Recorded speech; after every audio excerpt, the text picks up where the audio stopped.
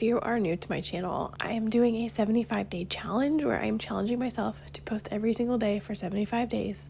And I'm not having any other expectations beyond that besides just to become more comfortable with talking to the camera and just being consistent with posting. And now I am sick. I don't even know what day I'm on, to be honest, but I did not want to film today because I don't have any footage to go up today and I don't feel good and I don't want to create a video, but here we are.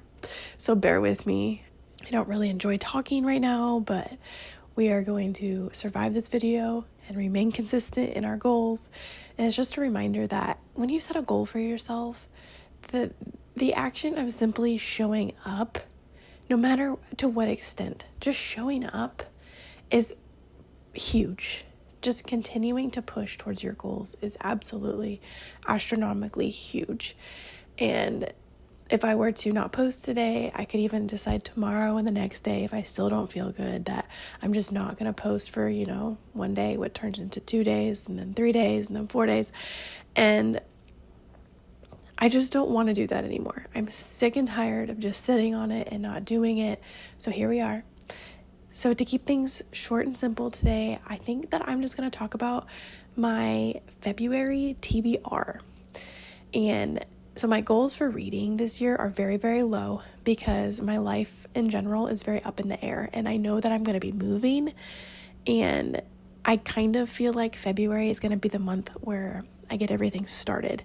So I could even end up moving in February. It's just a matter of I'm pretty sure that chaos is going to start happening, and I'm keeping my goals low, but I'm still going to set one so that I have something to be working on. Just like I'm continuing to post, even though I don't feel well and I don't want to post, I'm still going to set myself a reading goal, even though I might not make it or I might exceed it.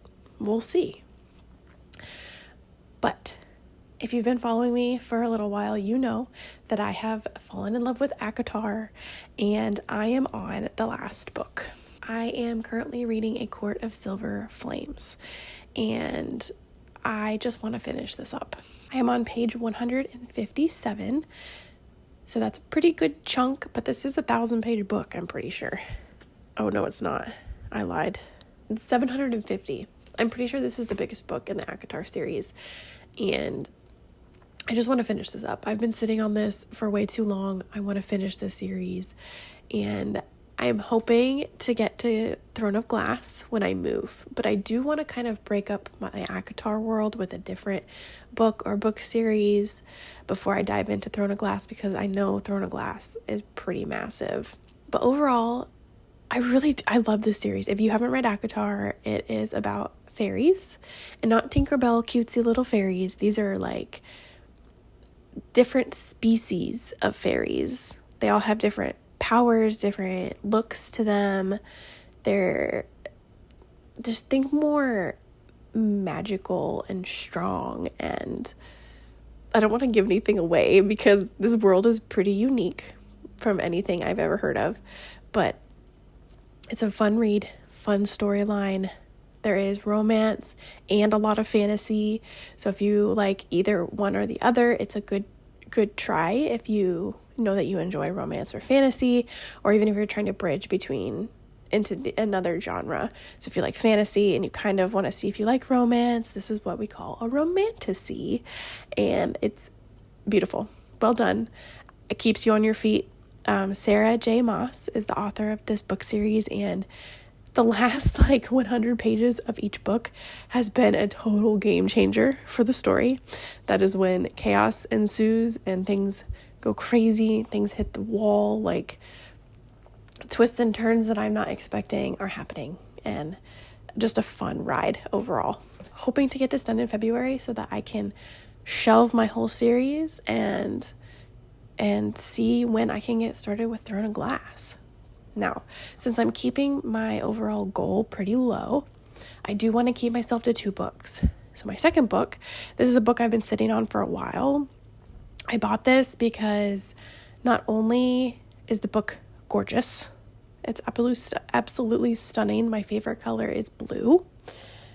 And I just I don't have any special edition books, but this one is seriously so pretty.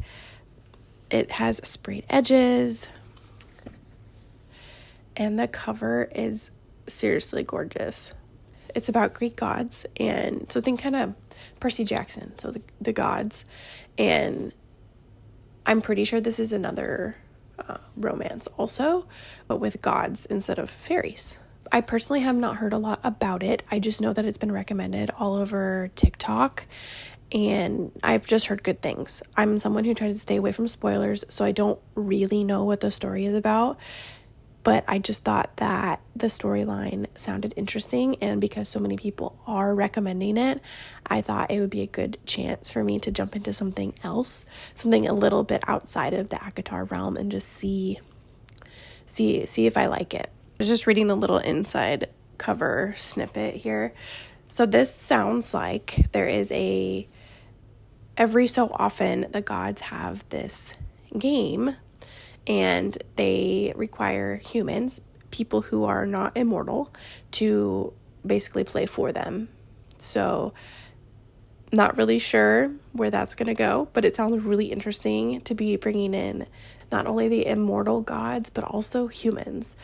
And I think it'll be a little bit different than like Percy Jackson. Percy Jackson is a very young read, so it's super easy to read.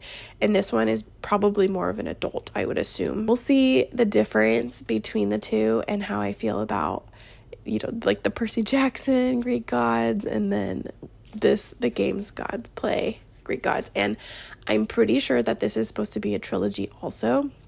And as I've said before, I do love series because I love to get really wrapped into a world. I hate when I read a one-off or watch a one-off movie and then there's nothing else. Like, that's it. There's nothing else to get from the world. There's like, what happened to this person? Or what happened after that? Or what happened before?